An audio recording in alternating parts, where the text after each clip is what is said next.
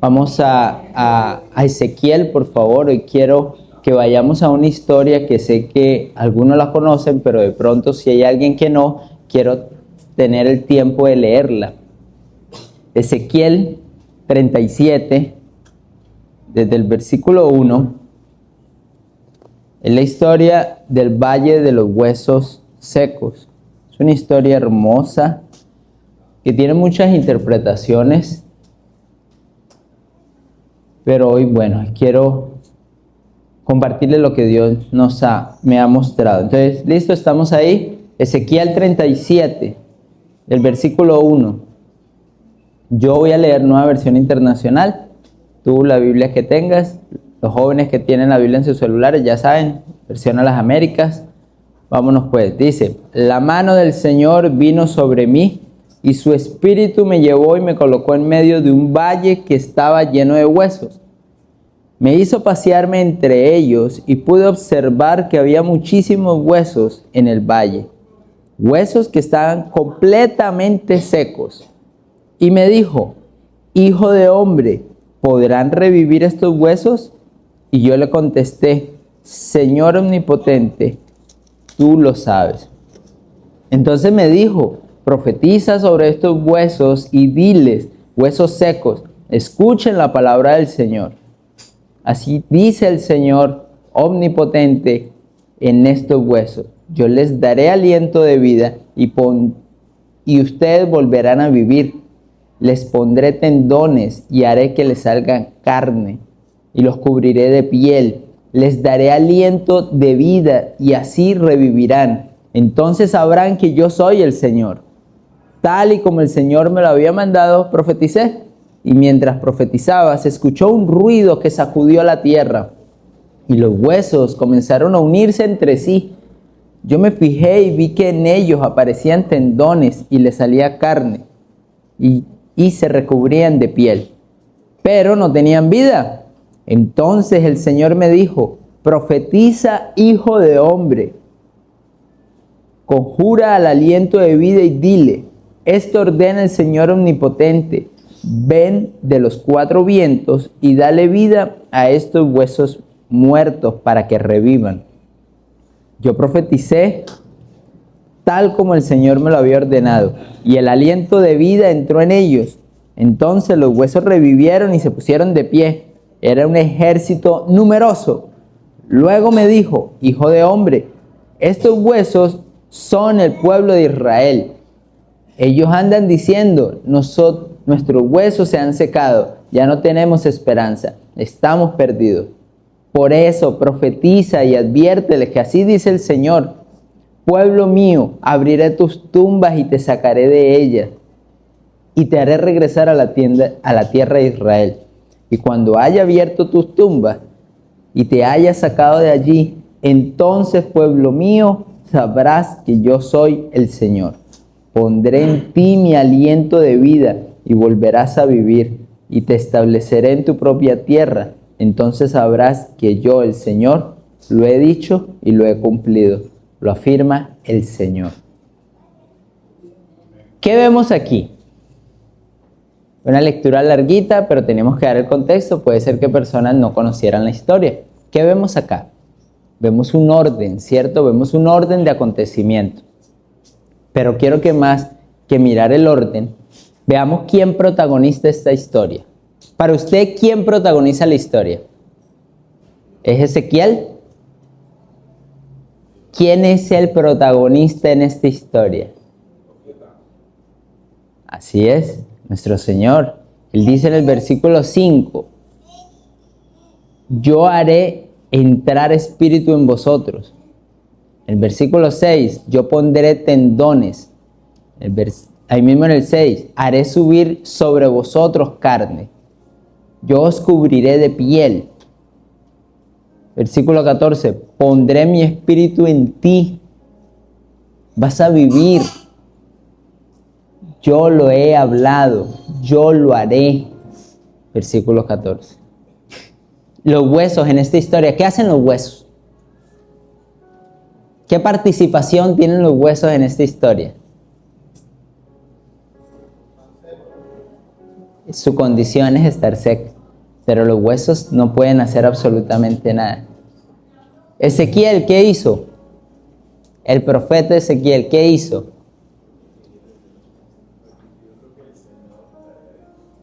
Él repitió, pero él no produce el milagro.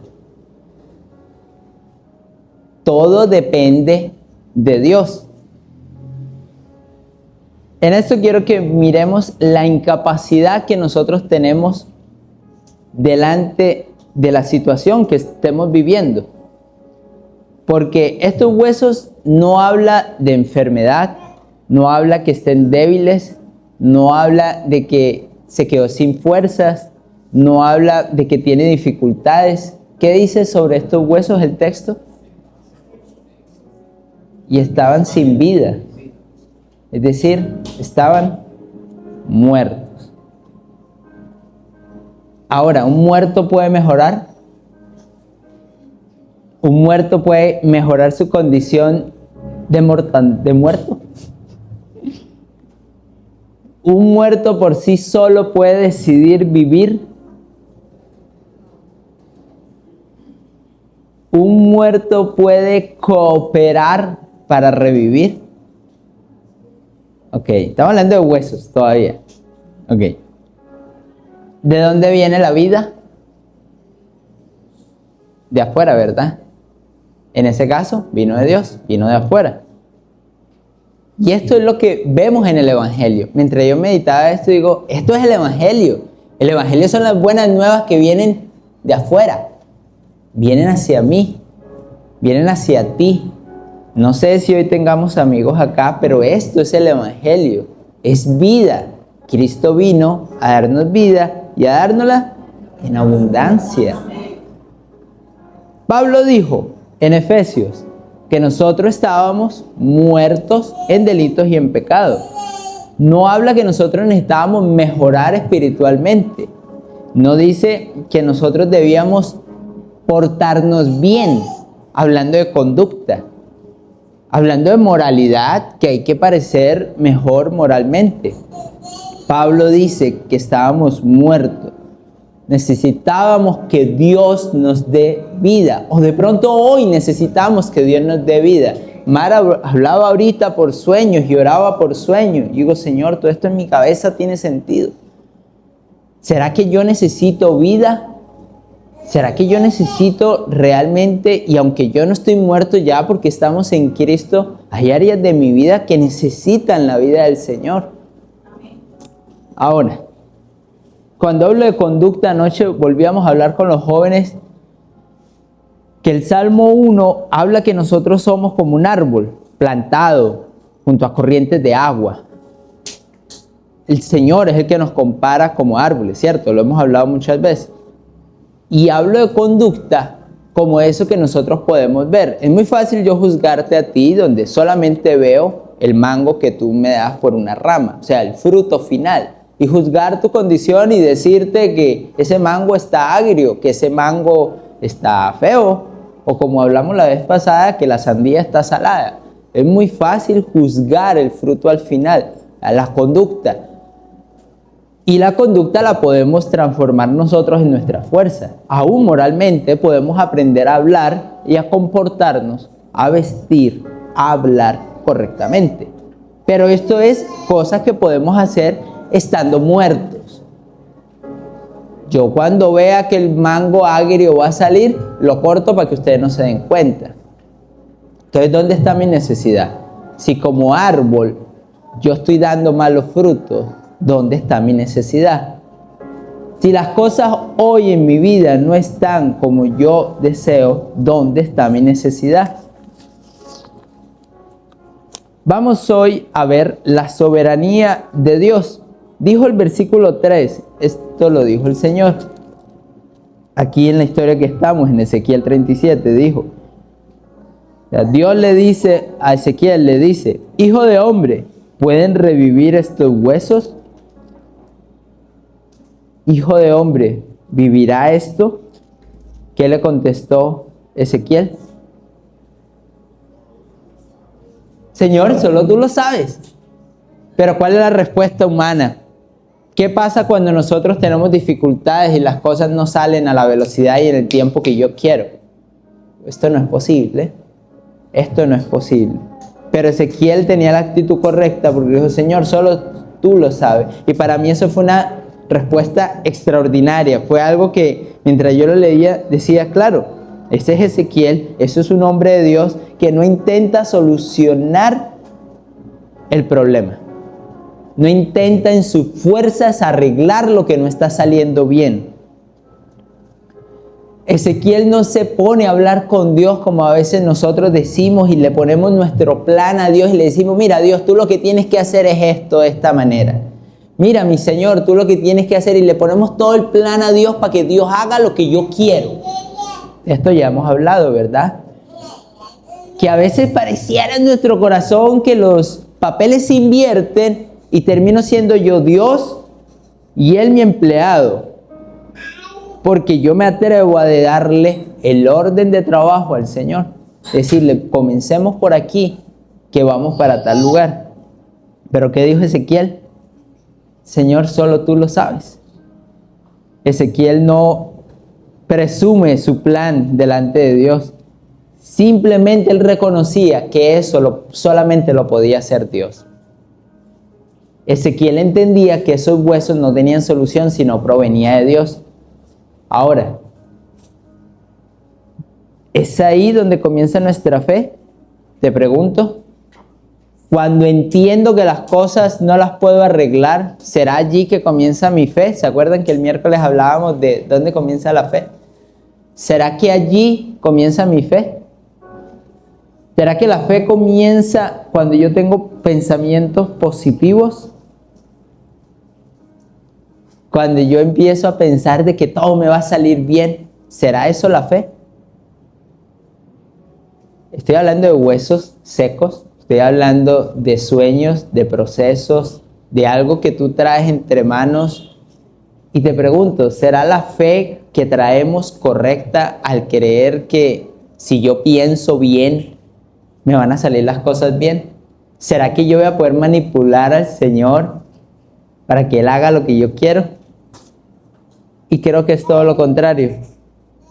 Creo que la fe consiste en reconocer que solamente Dios lo puede hacer, eso que yo no puedo hacer. Es entregar ese hueso seco, entregárselo al Señor, porque solamente Él lo puede hacer. Es allí donde la fe me va a ubicar en ese lugar de dependencia, no de independencia. Yo creo que es hora que entendamos que el plan de Dios es hacernos dependientes de Él.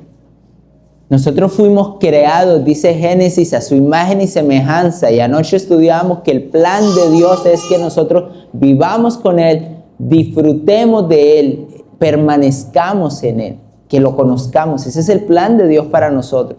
Mucho más de las condiciones que están rodeando mi vida, mucho más de las dificultades que estamos viviendo. El plan de Dios es que tú lo conozcas. Y ahorita te lo voy a mostrar.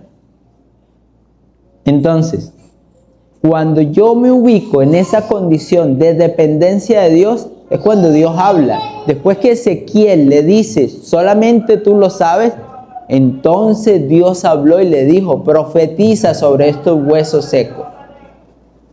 Es donde Dios decide hacerlo y le dice a Ezequiel cómo hacerlo. Le dice a Dios cuándo soplar. Perdón, Dios dice cuándo soplar y Dios dice en qué momento van a tener vida. Es Dios quien dice lo que ocurre y cuándo ocurre. ¿Acaso los huesos merecían eso? Los huesos merecían que Dios viniera, los ordenara y les trajera vida. ¿Sí ven que no se trata de conducta? ¿Sí ven que no se trata de moralidad? Se trata de gracia. Porque Dios es el primero que viene, como ha venido a mi vida, cuando yo era su enemigo. Cuando pensaba en todo menos en Dios, Él me amó primero, dice Romanos 5:8. Listo. Ahora, ¿qué pasa? Listo, Dios habló, Dios ordenó, Ezequiel contestó correctamente. Viene algo que es la obediencia. Y es que Dios es absolutamente soberano. ¿Estamos de acuerdo? Usted entiende que Dios es absolutamente soberano. Sobre los momentos chéveres y buenos, Dios es soberano. Sobre los momentos difíciles, Dios es. Sobre los momentos que no entiendo y no controlo, Dios es soberano y es bueno. Pero Dios aquí, Dios decide actuar mediante la obediencia de Ezequiel. En este texto, Dios actúa después que Ezequiel obedece. Varias veces, Dios, no las conté, varias veces Dios le dice, profetiza. Y Ezequiel dice, profeticé como me ha mandado. A mí me llamó la atención la palabra profetizar allí, y aunque ya la había meditado, hay un texto, cuando Pablo habla del don de lenguas, en aquel momento, anoche lo hablábamos, en aquel momento Pablo dice, prefiero decir 3 palabras en lenguaje que mi hermana me entienda para edificación de la iglesia, que hablar horas en lenguas angelicales, porque el que habla en lenguas a sí mismo se edifica. Eso lo dice Pablo. Entonces me llamó la atención al estar estudiando esto, por qué el Señor usaba, o la traducción no utiliza la palabra profetizar. Resulta que la palabra profetizar, en muchos contextos, incluyendo este, viene de predicar y anunciar lo que Dios dice. Ok, listo, aquí está. Precisamente en 2 de Pedro, capítulo 1, 19, 21, tranquilo, que lo voy a parafrasear, dice que la palabra profética más segura es la Biblia. Entonces, el profeta no es un adivino. El profeta es un mensajero.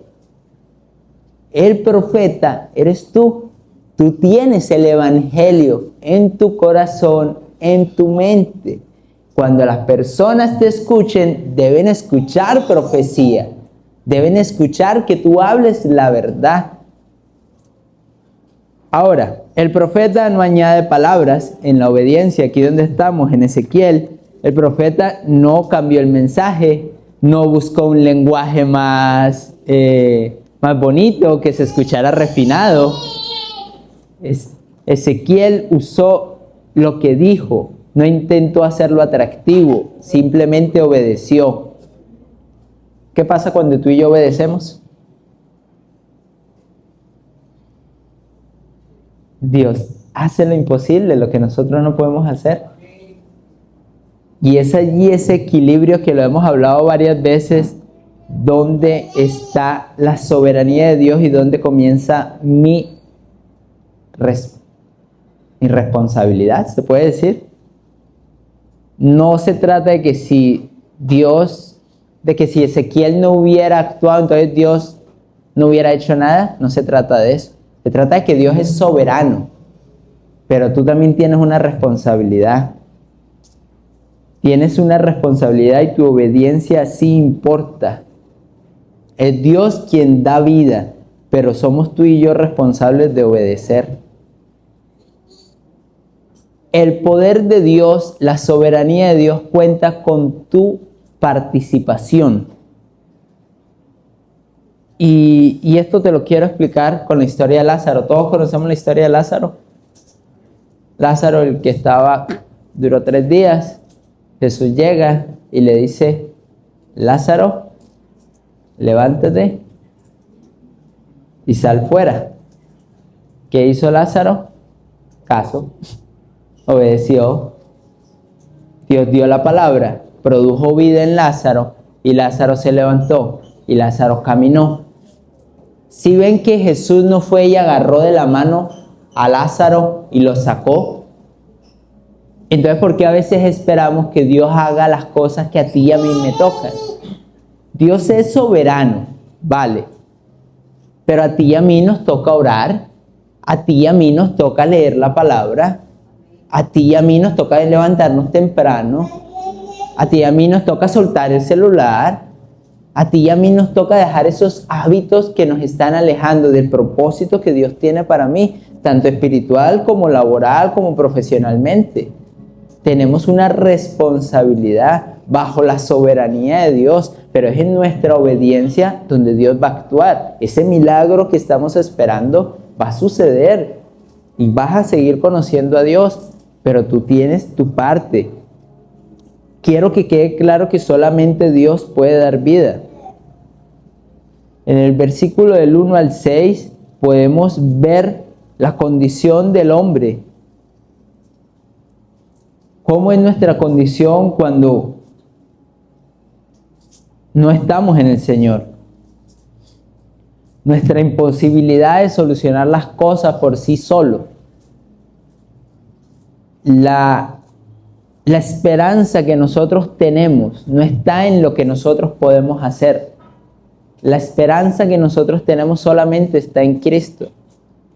Tanto para ti que ya conoces, como para ti que estás conociendo al Señor, nuestra esperanza no se trata en lo que haga otra persona, en que si mi hermano ora por mí, en que si fulano me va a ayudar. No, mi hermano, su esperanza tiene que estar solamente en Cristo. La solución, el milagro, la vida que estamos esperando, solamente viene de Cristo. Solamente podemos descansar en el Señor. Ahora, del versículo 7 al 10, ¿qué vemos? Vemos que después que Ezequiel profetiza, vemos que hubo un ruido. Vemos el orden. Vemos cómo sucedieron las cosas. Vemos una estructura. Pero ¿qué falta ahí? Hasta el versículo 10. Hasta el versículo 8, cierra el versículo 8, donde está la respuesta a lo que le estoy preguntando. ¿Por qué? Porque había, primero, la obra de que se juntaran, de que hubieran los huesos. Los huesos sabían cómo pegarse, dónde iba, los que entienden de huesos. ¿Cómo se llama el de acá? Ok. ¿Y si el radio se hubiera pegado en la cadera? ¿Y si las vértebras, la de arriba, dijo, no, yo quiero estar abajo y se manda para abajo? Sí me hago entender, a veces los huesos por sí solos no saben cómo colocarse de manera correcta. Y a veces nosotros no sabemos qué hacer en su tiempo, en su momento. Esto que hubo fue Dios organizando los huesos en orden. Por eso debemos dejarnos guiar por el Señor. Debemos hacer las cosas a su manera. El orden que necesitamos es el orden de Dios. Y a pesar de que ya había orden, a pesar de que ya le había salido carne, a pesar de que ya tenían tendones, le faltaba algo. Y es como cierra el versículo 8, dice que no tenían vida. Parecía que un cuerpo vivo, porque parecía. Ya tenía carne, ya tenía piel, ya tenía músculos. Ya estaba ahí como dormido. Pero ¿qué le faltaba? Seguía muerto. Ahora, podemos estar organizados, podemos tener programas, puedo estar sirviendo en el ministerio, puedo escuchar la música correcta, puedo escuchar predicaciones aún, estoy predicando, asisto a una congregación. Creo que lo que necesitamos es la sana doctrina. Tenemos actividades con los jóvenes. ¿Qué nos falta? Conforme a este texto, ¿qué nos falta o qué me falta para colocarme a mí como ejemplo? Para no señalarlo a usted. Usted cree tener, yo creo tener todo. Tengo todas las fichas del rompecabezas, según yo, ¿no? ¿Armadas por quién? ¿Armadas por mí o el Señor las armó? Ahora, ¿qué falta? ¿Qué falta conforme a este texto que acabamos de leer? Falta la vida que solamente el Espíritu Santo puede dar.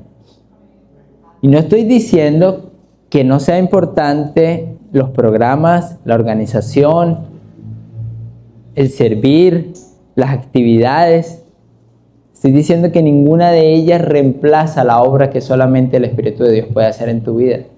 O sea, todo lo que tú haces como obras no reemplaza lo que solamente el Espíritu Santo puede hacer. No quiero que vaya en contrasentido. Marley y yo oramos por Emanuel, lógicamente, es lo que tenemos que hacer, pero no está en nuestra oración que Emanuel sea transformado. Yo no puedo producir vida en el corazón de mi hijo. A eso me refería el miércoles cuando decía que ustedes son del Señor. Por mucho que yo ore por los jóvenes, yo no puedo producir en ellos vida. ¿Quién va a traer vida a esa petición, a ese hueso seco que tú tienes? Entonces, en vez de creer que estamos bien estructurados, deberíamos depender más del Señor. Es importante porque yo veo acá en Ezequiel 37 que como personas nuestra vida tiene que estar organizada. El Señor es un Dios de orden.